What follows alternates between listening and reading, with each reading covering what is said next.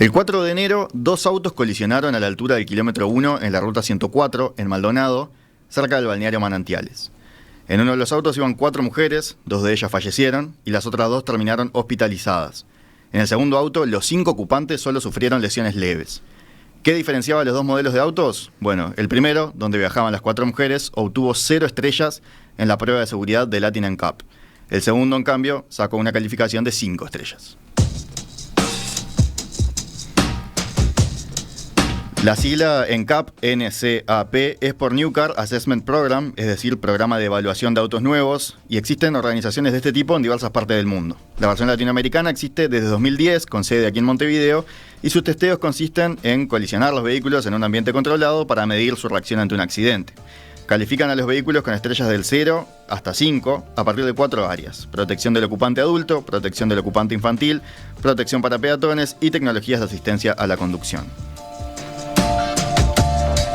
¿Cómo funcionan estas pruebas? ¿Cómo pueden ayudar a disminuir los accidentes fatales?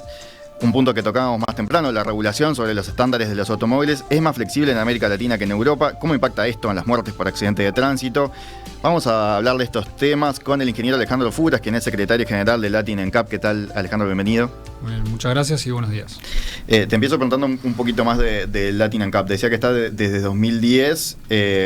¿Es necesaria una evaluación independiente de este tipo, más allá de lo que hacen las propias compañías o las agencias reguladoras, los gobiernos? Esto, a ver, los NCAPs en sí, los programas independientes de consumidores, no nace de que a Latin NCAP se le ocurrió hacer esto. Esto es algo que se hace más de 40 años en el mundo. Empieza en Estados Unidos, ¿no? Empieza en Estados Unidos hace unos 43 años. Entendiendo el contexto, las Naciones Unidas recomiendan los programas de evaluación independiente, además en consonancia con las normativas locales. Bien.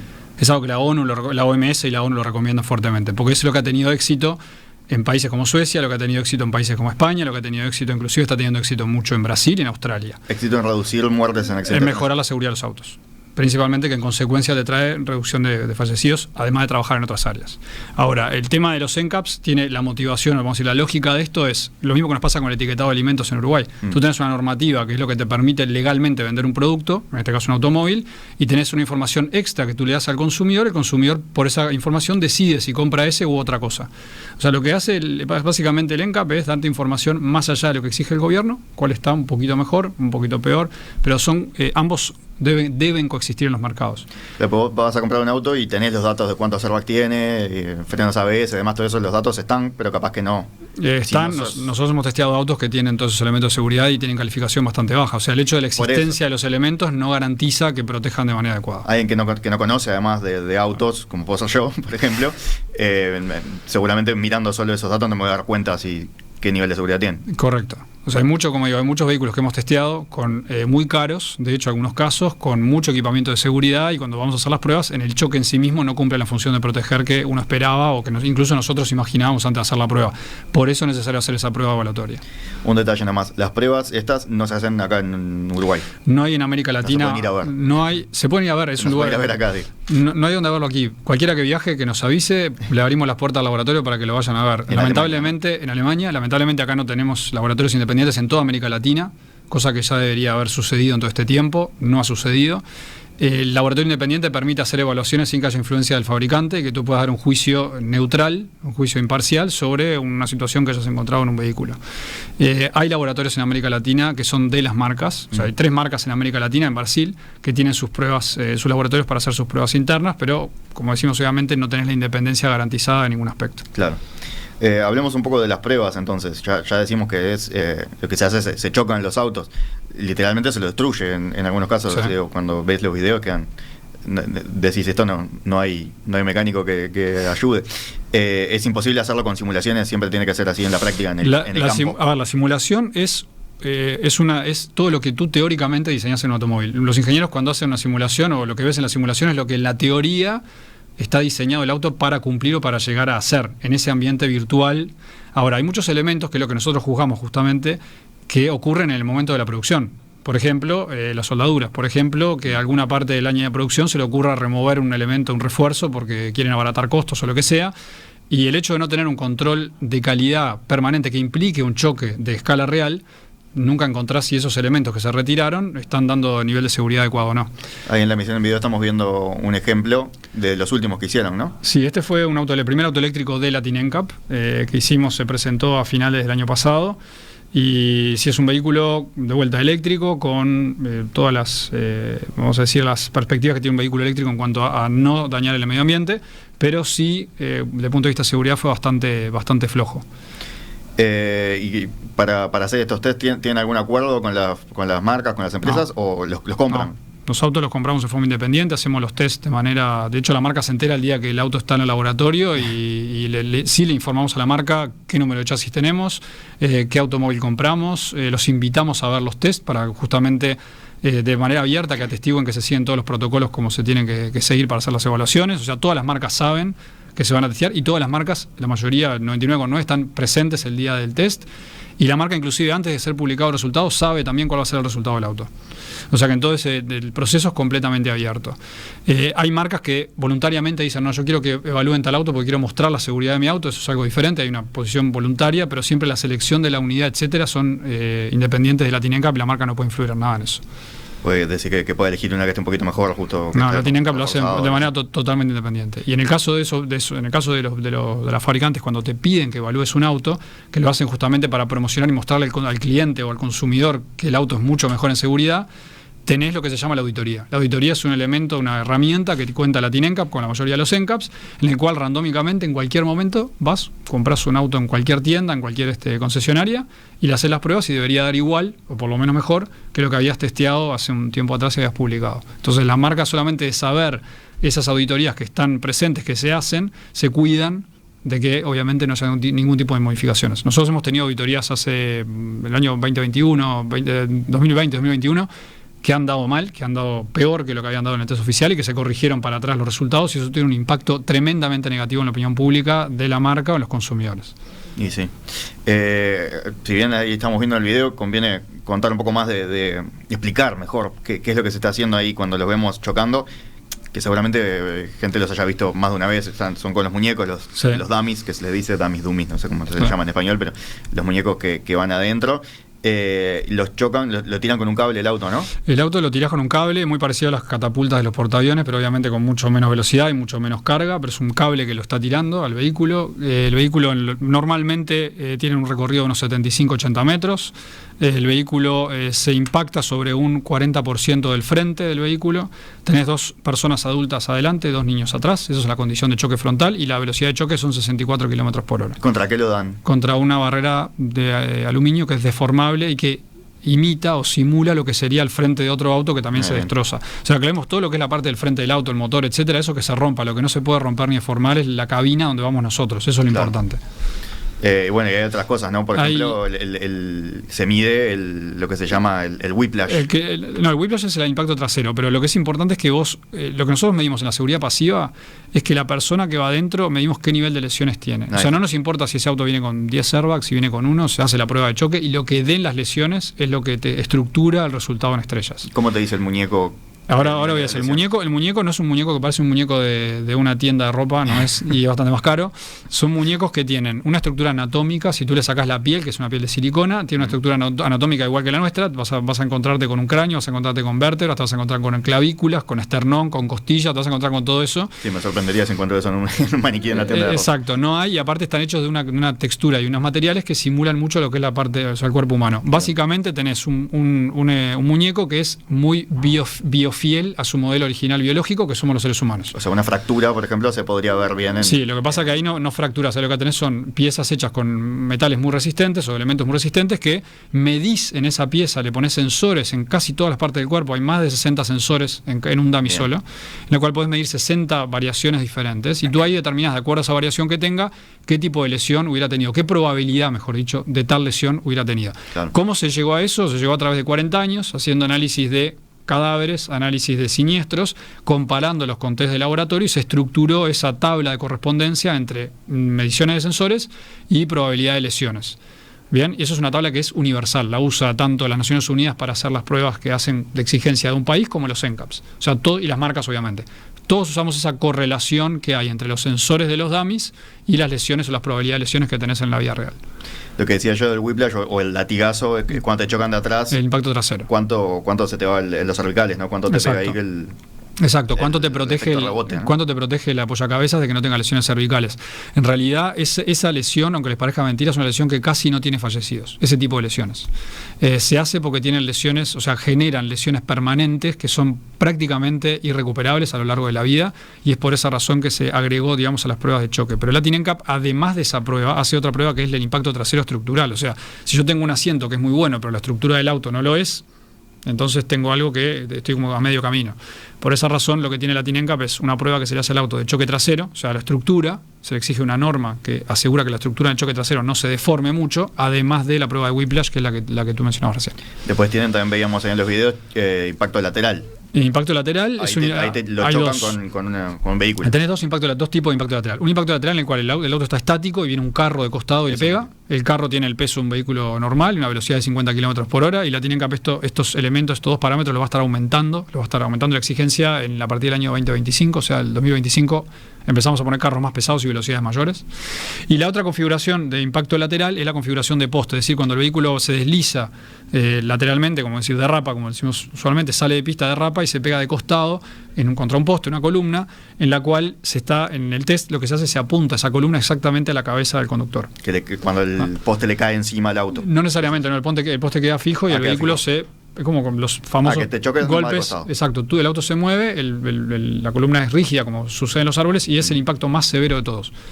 Entonces, en esa condición, lo que tú evaluás es no solamente lo estructural, sino que ahí lo que cumple función importante son los airbags de protección lateral de cabeza, airbag de cortina, llamados a veces, o airbag que vienen incorporados en los asientos, y que en esa condición de impacto te aseguran que no tengas lesiones graves en la cabeza. Repito, es la condición más severa de impactos, de las configuraciones de impacto que testea Latin NCAP hoy día. Pero porque es más es la más severa porque el cuerpo, anatómicamente, no quiero aburrir mucho con cosas anatómicas y técnicas, pero el cuerpo humano está diseñado para caernos hacia adelante o para golpearnos hacia adelante, el cráneo, y a impactos no más de 5 o 7 kilómetros por hora, porque es lo que el humano está diseñado biológicamente para correr. Cuando yo hago que a una persona choque de costado, en la cual no estamos diseñados, la capacidad que tú tenés en el cráneo de soportar impactos laterales es mucho menor de la de impactos frontales.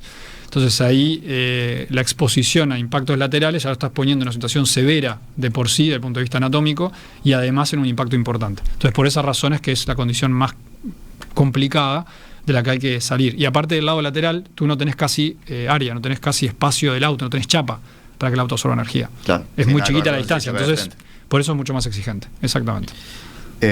Bien. Todo esto que estamos viendo algunos videos es porque ustedes lo publican en YouTube. Todos los test que hacemos tenemos que publicar. Eso que estás viendo ahora, que se está viendo ahora, es el frenado autónomo de emergencia. Es un elemento que viene en los autos hoy día, un elemento que es en algunos vehículos lamentablemente opcional todavía en nuestros países, en otros viene como estándar, en otros es obligatorio. Estándar, cuando digo estándar, es voluntario de la marca, en otros países es obligatorio. Pero básicamente lo que estás mirando es que el auto monitorea constantemente lo que hay adelante cuando tú conducís, y en el momento que detecta que tú no vas a frenar a tiempo, que la distancia es muy corta, el vehículo frena o te alerta y frena por sí mismo. Además tiene otros elementos que son asistencia del carril, o sea que si te vas de las sendas el vehículo te trae de vuelta, y otros elementos de ayuda también, como por ejemplo en algunos elementos lo que es la limitación automática de velocidad. Lee los carteles y te ajusta la velocidad máxima del auto a lo que permitido que lo puedes ir. Te la topea. El control electrónico de estabilidad, que es otro elemento fundamental que debería ya ser obligatorio hace rato en todos los países del mundo. Y el otro elemento también que veíamos antes era la detección de punto ciego. O sea que tú venís conduciendo y si hay un elemento en el punto ciego que no lo ves en el espejo, punto ciego justamente porque en el espejo retrovisor no lo ves, el vehículo te alerta si es que tú estás preparado para hacer una maniobra o te estás yendo hacia el carril donde está ese obstáculo. Por lo general, motos. Sirve mucho cuando estás en entornos ciudadanos, entornos urbanos, y tú vas a doblar a la derecha y tenés un peatón o una moto que no lo ves. También veíamos algunas imágenes de chocar los peatones de frente, ¿no? La evaluación de protección al peatón es otro de los elementos que hace la Latin NCAP. La evaluación al peatón tiene dos secciones. Un área es la evaluación, digamos, de la parte pasiva, es decir, cuando yo impacto al peatón, cuando yo lo estoy atropellando. Ahí lo que evaluás es cuán benevolente, si se quiere decir de alguna manera, es el vehículo para evitar lesiones en una persona. Y para eso usamos los mismos dummies que tenemos, pero usamos pedazos del dummy. Usamos piernas, usamos cabeza, usamos la parte de arriba del fémur. los impactamos contra el frente del auto y medimos qué lesiones o qué probabilidades de lesiones hay. Además de eso, que es lo que estamos viendo ahora, además de eso, la cabeza. Esas son las cabezas, exacto. O sea, de niño y de adulto. Que cae y cae arriba del límite. Exacto, que cae de lleno de cabeza. Se hace con velocidades de arriba a 40 km por hora y se hace también cabeza niño, cabeza adulto. O sea, tú tenés las dos configuraciones, de niño y de adulto. Además de ese test de peatones, se agrega lo que se llama el frenado autónomo de emergencia del peatón. O sea que el vehículo se evalúa la seguridad del peatón desde cuán benevolente es para atropellarlo, y además de eso, si el vehículo tiene algún elemento que frene automáticamente si detecta un peatón adelante. Lo mismo que decías con el auto, pero sí, distinguiendo algo más chiquito, ¿no? Sí, aparte con otra velocidad de movimiento y difícil de detectar. El peatón tiene una dificultad importante de detectar y predecir. En un vehículo tú ves que si viene de costado o de frente es muy fácil de predecir qué es lo que va a pasar. En un peatón es muy difícil. Y más cuando vienen en bicicletas o rodados en general. Las pruebas son todas con velocidades, decíamos, que son como de ciudad, ¿no? 64 kilómetros, 50 kilómetros. Más o menos. La prueba que se hace a 64 kilómetros por hora de choque frontal, para que tengan una idea, es del punto de vista energético. Es como si dos autos chocaran a 55 km por hora en el momento de impacto. Pueden venir mucho más rápido, pero en el momento de impacto 55 km por hora. Clavando el freno, ponele. Sí, y cuando ya los autos están, digamos, incidiendo en mitad del frente de cada uno. Es decir, no chocan de lleno, de frente, sino que chocan en la mitad. ¿Por qué digo esto? Lo de la mitad es, la gente dice, bueno, pero chocan en menos espacio, no es de frente de lleno. Hay una impresión de que el choque de frente de lleno es mucho más severo que el choque parcial. Al revés, el choque parcial es más severo que el choque de frente completo. Porque vos en el frente completo tenés mucho más material para absorber energía. Cuando tú chocas sobre una partecita del frente, tenés mucho menos espacio, mucho menos material para absorber energía en el choque. Entonces, cuanto más angosto es el lugar donde choco en el frente del auto, más severo es el choque. Entonces, cuando las pruebas que hacemos de 64 km por hora, energéticamente es como si chocaran dos autos a 55 km por hora en el punto de impacto con el 50% del ancho. Me refiero igual a que las pruebas que ustedes dan, que le puede dar en una cosa, estoy diciendo niveles muy altos, ¿no? 90% de seguridad para un adulto, ¿no? En un choque. Sí. Si eso sucede en la carretera a 90 km por hora, que sería una velocidad no tan alta en carretera, uno podría, o sea, seguramente el resultado sea peor, me imagino. Los márgenes de seguridad que manejamos para dar resultados son márgenes amplios. O sea, nosotros cuando hacemos la prueba a 64 km por hora, tú trabajás sobre un margen de lesiones amplio para arriba y para abajo. Para arriba es si esto fuera peor, qué pasa si el auto iba más rápido, qué pasa si la persona iba mal sentada o no iba sentada como la que vimos en el test, o si la persona es más grande que la persona que el dummy que tenés en el test, o que inclusive el vehículo está en una condición peor, puede ser que el vehículo esté más pesado. Entonces todo eso lo evalúas para justamente dar la valoración de estrellas con un margen de seguridad de, vamos a decir, un porcentaje bastante generoso, cosa que en situaciones con velocidades más altas está bastante cubierto de los resultados que hay. Que lo que tratamos siempre de decir es, lo mejor que puede pasar es no chocar. Sí. O sea, lo mejor que puede pasar es no testear la parte pasiva del auto. Por eso hacemos tanta incidencia y estamos haciendo mucha presión sobre el tema de que de alguna manera se viabilice, se incentive la parte de elementos extras de seguridad, o sea, los elementos, vamos a decirlo, los ADAS o los sistemas de ayuda a la conducción. Eso es lo que debería incentivarse lo más rápido posible. Decías el frenado autónomo. Frenado autónomo de emergencia en todas sus variables, o sea, variable de baja velocidad, alta velocidad y peatones y birrodados también. Y los elementos, por ejemplo, de limitación de velocidad automático o manual. Y el que te acomoda para que no te vayas de carril también. El que te acomoda del carril y la detección de punto ciego. O sea, que te permite ver en dónde, o que te avisa cuando tú tenés el ángulo muerto, no lo tenés visible, no alcanzas a verlo. Bien. Y en estas pruebas, ¿qué es lo que miden? Por ejemplo, o ¿qué es lo que miden? No, ¿cuáles son los elementos que juegan? ¿La cantidad de airbags? En las pruebas de seguridad pasiva, que es la del choque, sí. El airbag, cuántos airbags tiene, no nos importa. Yo hago el test. Si el auto tiene un airbag y logra sortear las lesiones, bárbaro. El objetivo nuestro es el límite de lesiones máximo que tú permitís. O sea, nosotros permitimos, vamos a ponerlo de esta manera, cuanto menos lesiones tiene el ocupante o el peatón, más puntos saca. Hay test que han salido con 100% de integridad física, es decir, que no hay lesiones. No hay probabilidad de lesiones, o probabilidades muy bajas, de menos del 5%. Entonces, en ese caso estás hablando de que tenés la máxima puntuación. Cuanto más lesiones tenés, que digamos son más serias y perduran más en el tiempo, peor puntaje tiene el auto. No nos importa cuántos airbags tiene, no nos importa quién lo fabrica ni dónde lo hacen tampoco. Claro, lo que decías, ¿no? En la previa puede venir con toda la lista, pero sí. Después en el choque... Y nos ha pasado, hemos tenido muchos casos de vehículos que vienen con todo, como decimos, vienen con todo el paquete de seguridad, que estamos todos a ciegas diciendo, este auto 5 estrellas, no tiene problema, y nos llevamos sorpresas bastante importantes en las pruebas de choque. Bueno, pero me refería capaz, o quería hablar más de cosas que miden, por ejemplo, fuera de fuera de las lesiones, de por sí, con el nosotros, choque. Por aparte, ejemplo, pérdida de combustible. Sí, la pérdida de combustible es algo que se penaliza. O sea, vos cuando tenés una fuga de combustible es algo que lo penalizás. En el caso que sea autoeléctrico, la no aislación eléctrica o la falta de aislación eléctrica. Cosas que puedan terminar en un fuego, quizás. Que puedan arriesgar a cosas mayores. Ahora, nos ha pasado hace no mucho tiempo atrás un vehículo que tuvo un incendio, o sea, se prendió fuego una parte del vehículo y no fue por el combustible. Fue por el tema, digamos, de los cinturones de seguridad, por los pretensores de los cinturones de seguridad. ¿Cómo hace eso, que se prenda fuego? Porque los pretensores, todos los sistemas de cinturones de seguridad, por lo general, son pirotécnicos. O sea, es una explosión controlada, como los airbags. Es una explosión controlada, ¿verdad?, que hace que tengas un airbag que se despliegue rápido, o el cinturón de seguridad, los pretensionadores, que el cinturón se tense antes de que tú choques. O sea, antes de que el impacto llegue a ti como pasajero.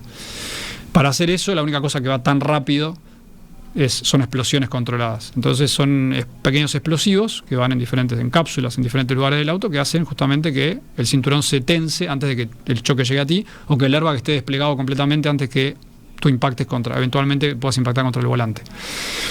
Todos esos elementos son explosiones controladas. Hace años que que los explosivos son regulados para que no hayan problemas. Nos encontramos con un vehículo en América Latina que evidentemente no hay ninguna regulación en América Latina sobre qué tipo de explosivo usar adentro del vehículo, y ese vehículo terminó en una situación de incendio que tuvimos que forzar a la marca a cambiar y rectificar ese problema.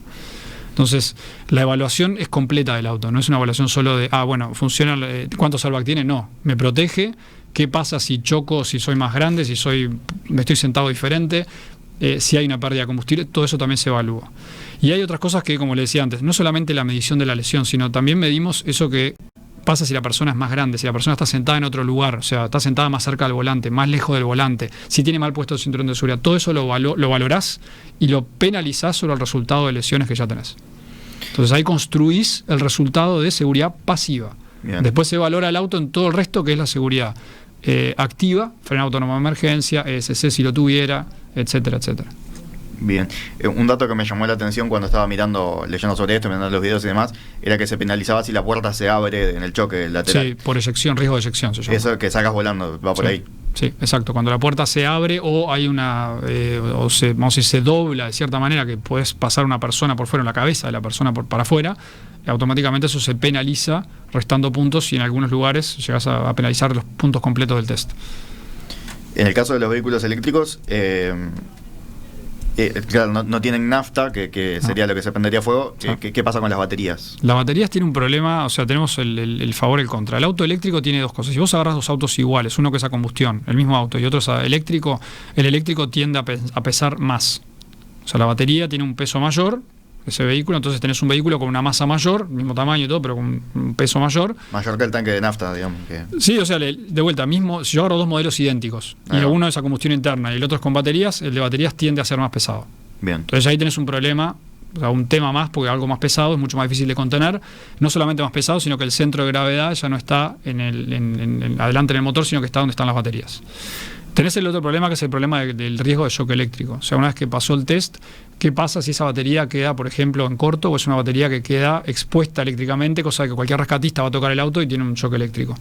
El otro problema que tenés es el riesgo de incendio. O sea, el riesgo de incendio es cuando la batería queda en corto, o hay alguna parte eléctrica que queda en corto y las baterías empiezan a extender, a aumentar temperatura, llegás a riesgo de incendio y explosión. Y por el tipo de baterías que se usan por lo general en autos eléctricos, muchas veces el fuego no lo ves. O sea, no es visible, no es tan fácilmente visible el fuego. Entonces, no lo ves, pero te quema, ¿eh? Exacto. Entonces, todos esos elementos los tenés que contar o contabilizar cuando vas a hacer una prueba de choque, y vas a tener que penalizar a aquellos que no tienen esos elementos de seguridad extra después del choque.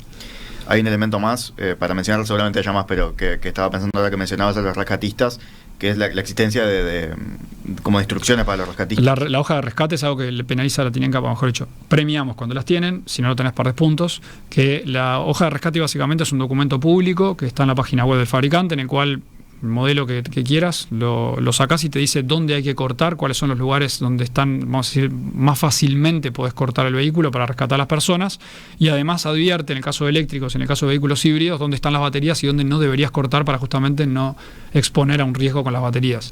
Es una hoja que por lo general es una carilla sola, es muy fácil de entender, no tiene prácticamente instrucciones escritas, son simplemente dibujos y gráficas, y eso justamente tiene que estar en dominio público. Lo que sucede en muchos países es que los rescatistas flotistas tienen esa información desde mucho antes de encontrarse con un choque, entonces cuando van al lugar le dicen es un auto tal de tal modelo, ya ven la hoja de rescate donde hay que cortar y ya saben cuando llegan, ya saben lo que hay que hacer. Ya saben por dónde empezar. Exacto. Para cerrar el tema de las pruebas, no testean todos los modelos. De hecho, no recuerdo si lo dijimos en la entrevista o fuera de micrófonos, pero justo los dos que chocaron en el manantial los habían testeado. No testean todos, ¿no? Eso es un tema. Latin NCAP es una ONG, es una organización sin fines de lucro, una organización no gubernamental sin fines de lucro, que copia lo que es el Euro NCAP. De hecho, nosotros trabajamos muy de la mano con Euro NCAP. Nos encantaría tener el dinero para testear todo lo que hay en plaza, pero es imposible.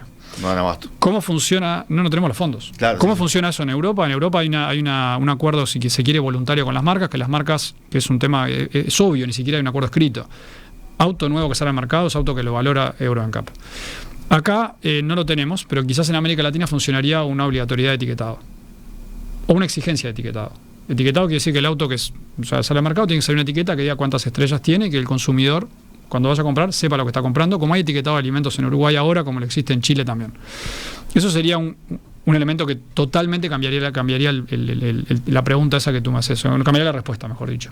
Porque en la medida que tenés esa exigencia de que el consumidor exija esa información, lo que va a pasar es que van a haber más test, va a haber necesidad de testear más del lado de las marcas para justamente cumplir con la exigencia o para que la gente esté informada y pueda comprar ese auto de manera, digamos, con información. O sea, las marcas los van a venir a buscar ustedes para... Nos van a venir digamos, ¿qué es lo que pasa en Europa? En Europa claro. Es exactamente igual, en Australia es lo mismo. Y sin ir más lejos, a veces si tenés una flota con varios vehículos, también puede ser un gran elemento que ayuda a que esto cambie. Si un gran flotista que tiene 50, 100 vehículos y los renueva y dice yo no voy a renovar autos si no están etiquetados, o no tienen la calificación pública, o no los voy a considerar en la oferta, o si la calificación de estrellas está por debajo de cierto nivel, no los voy a considerar para comprar. Bueno, eso también cambia mucho la regla de juego y lo hemos visto mucho en los últimos años. Ha habido un enorme cambio del lado de los flotistas, pero de vuelta, entre todos podemos hacer que esta realidad cambie, no la de los autos, la realidad de la siniestralidad vial que tenemos.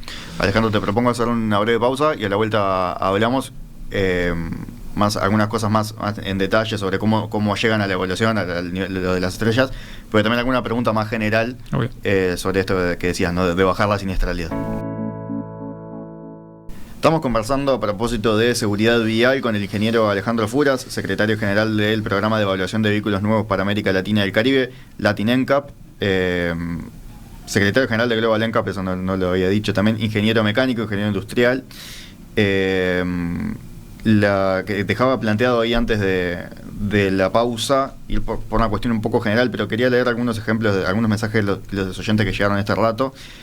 Por ejemplo, el de Pablo, que dice: a mí me salvó la vida tener en cuenta la seguridad. Luego de comprar un vehículo usado 5 estrellas de seguridad, volcamos y salimos caminando sin daños graves. Hay que tener en cuenta la seguridad, dice.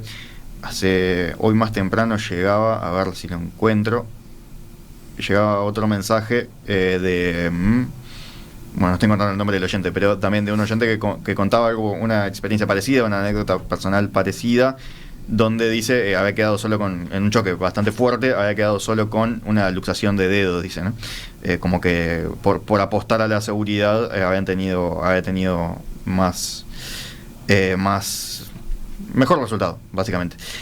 También llega una pregunta en cuanto a cómo buscar el número de estrellas para determinado vehículo. Esto particularmente lo pregunta ahora Daniel, ahí poniendo en Google simplemente el nombre del modelo y Latin NCAP, ahí se lo más fácil es la página web, www.latinnCap.com, hay dos N's juntas.com, ahí tenés todos lo publicados, hasta toda la ficha técnica, los videos de todos los autos que testeamos hasta ahora. Además hay una aplicación gratuita, tanto para Android como Apple, que la pueden descargar.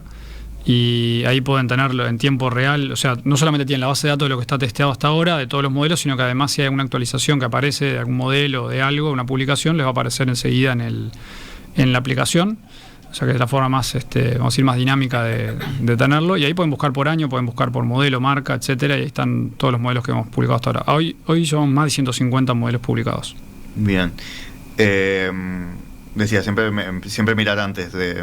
La sugerencia es mirar antes. Cuando uno está buscando, después, claro. Cuando está buscando, nos va a pasar esto. La gente va a decir, ok, tal auto tiene 5 estrellas, yo no puedo pagar un 5 estrellas nuevo. Me sumo en el precio, ¿verdad? O sea, no debería. Nosotros tenemos autos que han salido muy bien calificados y que son más baratos que autos que son más caros. O sea, no es tan así esa correlación de precios. Ahora, Lo que nos pasa es que tratamos de aspirar a lo mejor posible en seguridad y a veces nos encontramos con que nuevo no lo podemos comprar y tenemos que terminar comprando usado. Caso me sumo a esa ola de gente, me pasa lo mismo.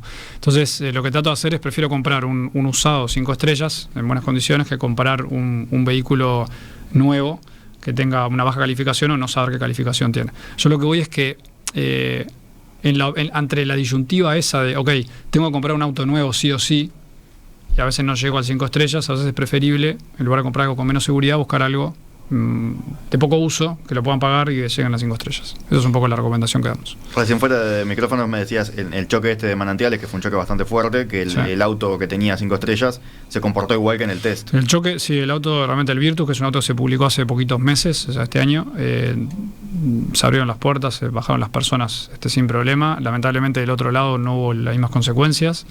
El otro auto también lo testeamos nosotros, es un auto que el 4K, cuando lo publicamos, el choque frontal tenía un desempeño menor que el que tenía el Virtus, y si bien el choque no es exactamente el mismo choque que hacemos en el laboratorio, en vistas generales de lo que evaluamos y con el margen de tolerancia que hacemos las evaluaciones, se han comportado relativamente, en el caso del Virtus, como lo esperábamos dentro de la prueba de choque. En el otro caso, en el caso del 4K, nos sorprendió la falta de simetría del auto en la parte del chasis. Es algo que nosotros revisamos y que justamente se observó con ese auto, y no tenía un desempeño tan, vamos a decir, robusto como lo tenía o presentó el Virtus. Hay un comentario que siempre hacemos a la gente, y es lo siguiente: hay fabricantes que hacen el auto, lo diseñan para tener un buen puntaje en el test, y hay fabricantes que diseñan el auto para salvar vidas. Y eso se nota cuando haces la prueba de choque. O sea, se nota muy claramente. Puede tener una buena puntuación, pero decís, calculó todo ahí para estar bien, pero no le logró dar la robustez a los sistemas de seguridad para que si habían variaciones de algo, esto no termina peor.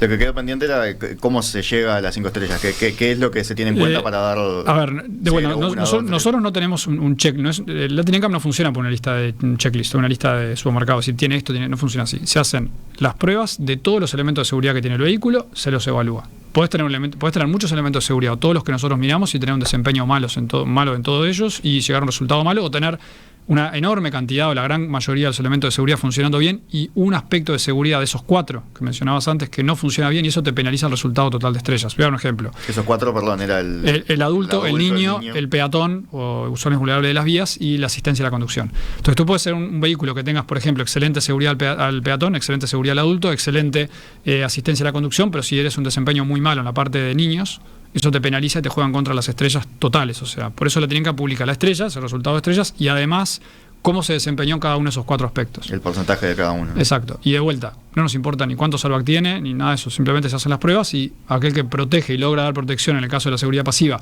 o logra dar el desempeño necesario en la parte de seguridad activa, es el que va a lograr los puntos. ¿Cómo lo hace? No nos importa.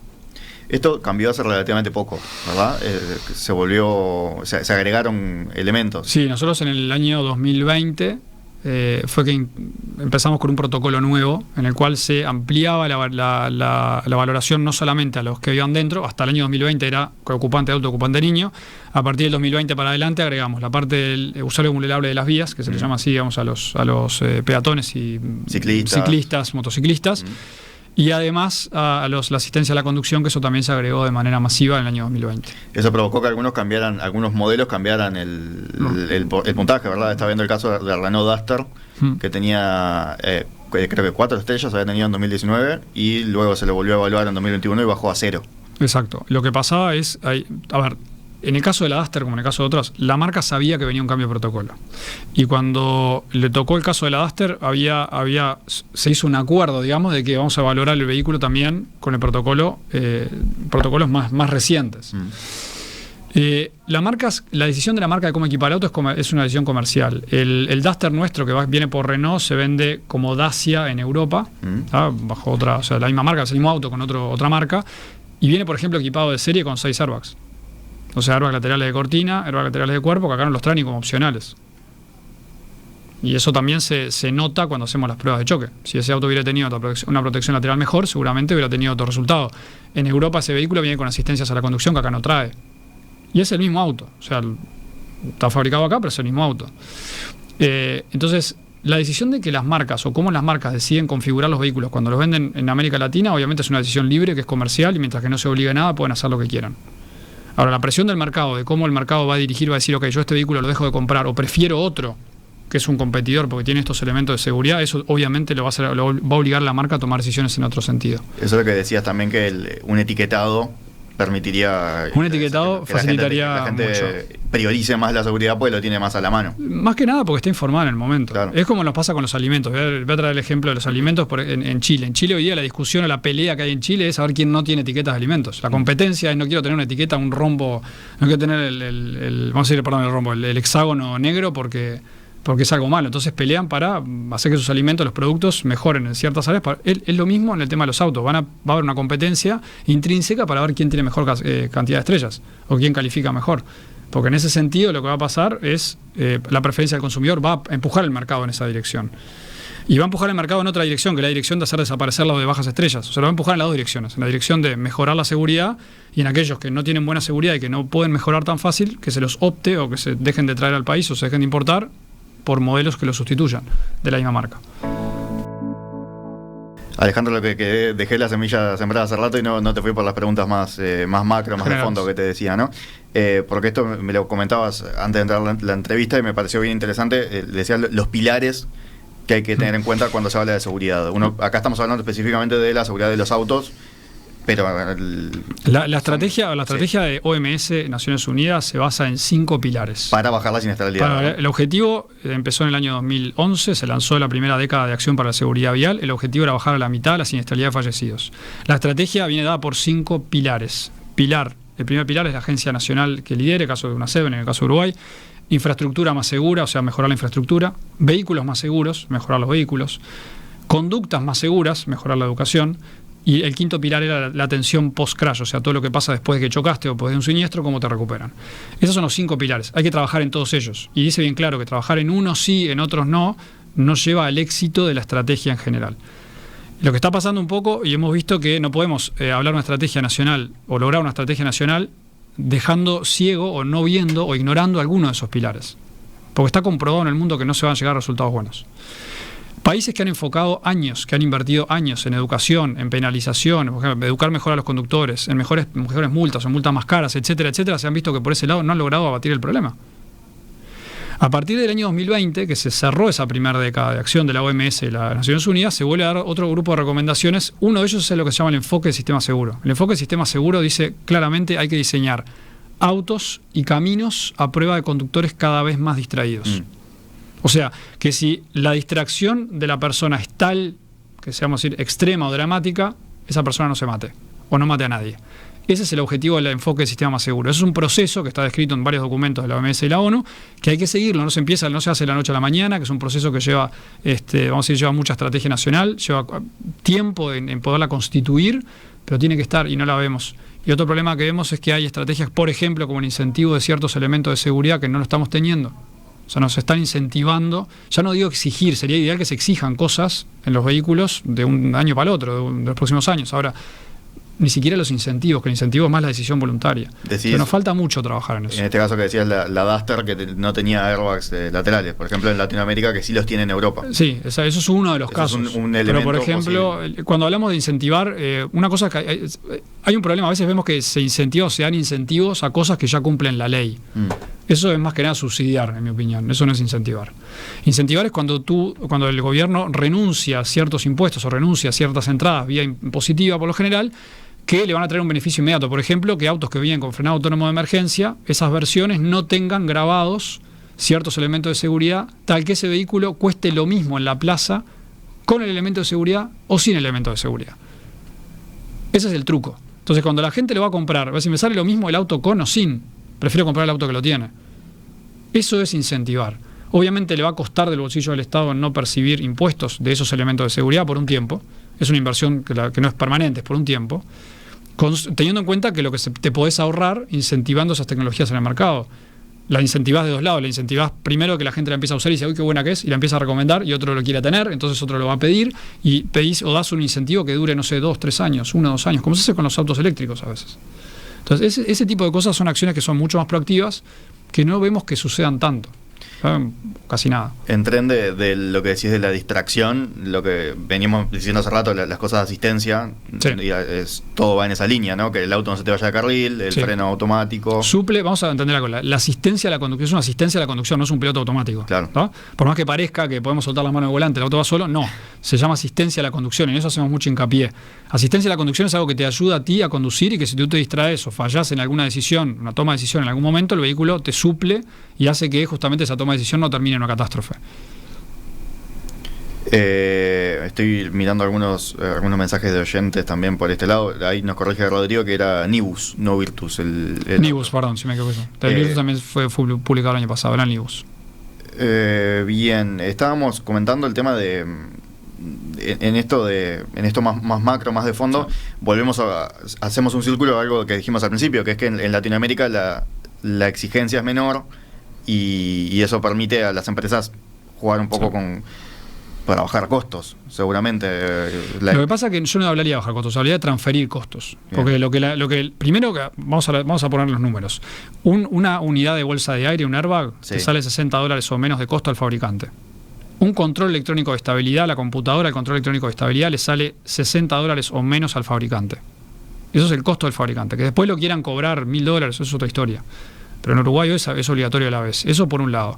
Por otro lado, el hecho de que el fabricante se ahorre dinero va a implicar de que obviamente lo traducís en más muertes, lo traducís en más lesionados, que eso alguien lo paga.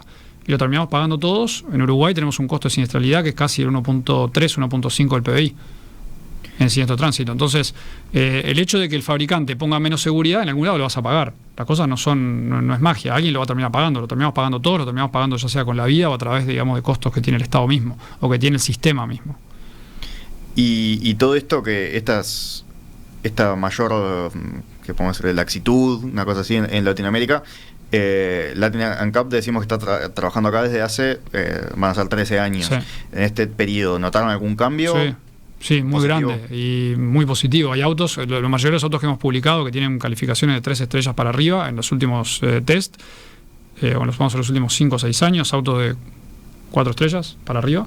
Son autos que voluntariamente están decidiendo ir por más allá en la seguridad de lo que exigen los gobiernos. Son autos que están superando Claro. la exigencia mínima de los gobiernos en años. Inclusive están dando elementos de seguridad que los gobiernos ni siquiera hoy lo tienen agendado para exigir en los próximos 2 o 3 años. Pero ahí estamos hablando de las propias empresas, las propias marcas. Son decisiones voluntarias. Entonces, en los gobiernos no ha habido mayores modificaciones. ha habido movimientos tímidos. Hay gobiernos que están estudiando el tema del etiquetado, que dicen que había que etiquetar los vehículos para ver si desde el lado de la decisión voluntaria de las marcas presiono para que la marca cambie más rápido y no Chile, mueva la por regulación. ejemplo, está Chile bastante es un país que está en esas condiciones. Lo que voy es que para cambiar los autos, ningún país del mundo que ha tenido éxito en mejorar la seguridad de los autos lo ha hecho por una orden de una norma de la noche a la mañana. Todos han combinado con un NCAP. Y todo funciona con una decisión voluntaria del mercado, que es la decisión que tú das, o sea, información al consumidor, el consumidor exige más y por ende la marca voluntariamente decide mejorar, o con incentivos, que también generas una decisión voluntaria de alguien, sin exigir, y por otro lado está la norma que te dice en tal fecha ya esto no lo permito más. Ahora, si vamos a solamente usar la norma diciendo en tal fecha no te permito autos sin esto, sin lo otro, vas a un choque y eso no ha funcionado. Vas a choques y vas a demoras en las normas. Ha pasado acá. El ABS del airbag se postergó. No fue la fecha que se estaba planificando al inicio. Y después se dieron pila de excepciones. Entonces, para evitar llegar a eso, lo que se hace en todos los países del mundo, se pone una fecha de entrada en vigencia tal que los incentivos para esa fecha ya han logrado cambiar el mercado. Le voy a dar dos ejemplos bien claros. El airbag lateral de cortina en Europa es obligatorio por ley desde el 2019. Sin embargo, desde el año 2005, todos los autos lo tienen como estándar. ¿Por qué lo tenían como estándar? Porque si hacían los test en Euro NCAP, les iba mal. Y afectaba eso la venta. Y nadie quería tener una calificación baja. Porque en cierta forma todos había un compromiso de que todos los autos se valoraban y todos los consumidores sabían.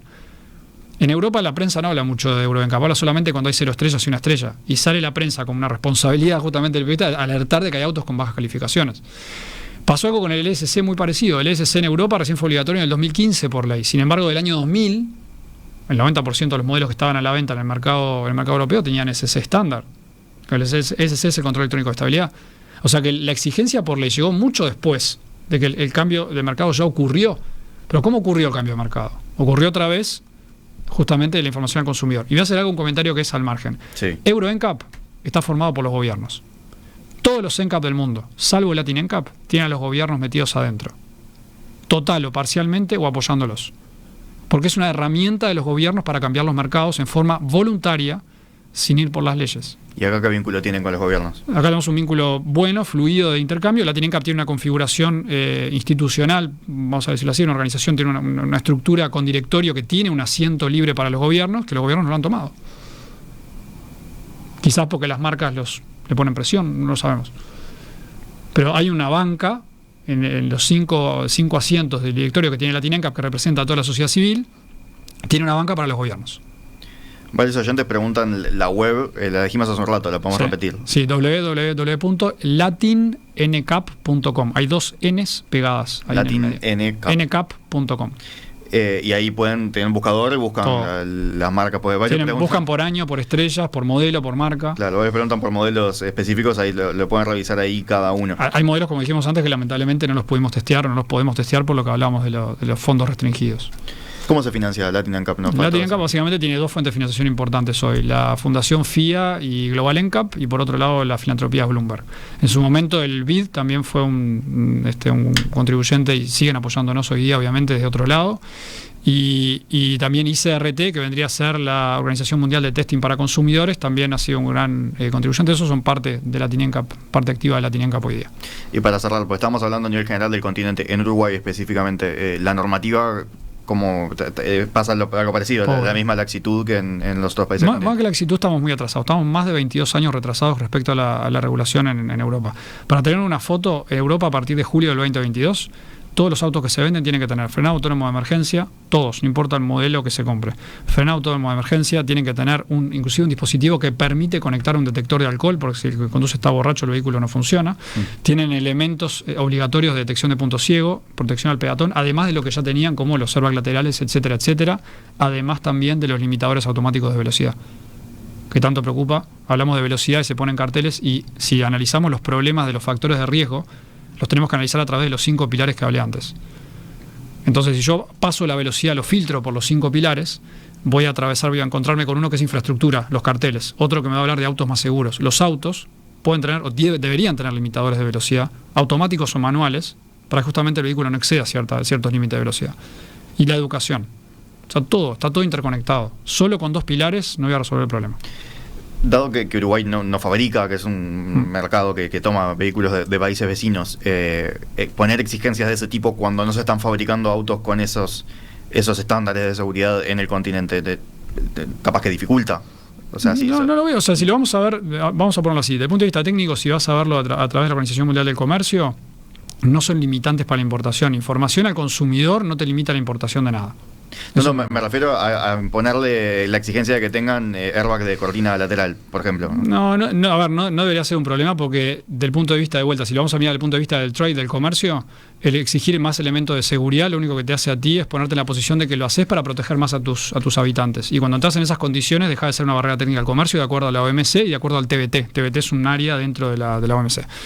O sea que en esas condiciones no deberíamos estar. Ahora, si hay otro problema de decir, bueno, porque el Mercosur, porque Brasil se enoja, porque Argentina se enoja, y bueno, yo qué sé, podrá ser, pero ahí va mucho en la cintura y la habilidad para decir, ok, capaz que no te pongo los airbags obligatorios hoy, pero sí te pongo el etiquetado obligatorio, que eso sí es un tema que no molesta a nadie y no complica a nadie, y que fomenta una decisión voluntaria del mercado.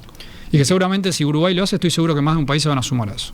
Ingeniero Alejandro Futa, secretario general del Programa de Evaluación de Vehículos Nuevos para América Latina y el Caribe, Latin NCAP, secretario general de Global NCAP, perdón por la trancadera. Muchísimas gracias por estos minutos esta mañana. A ustedes y a la orden.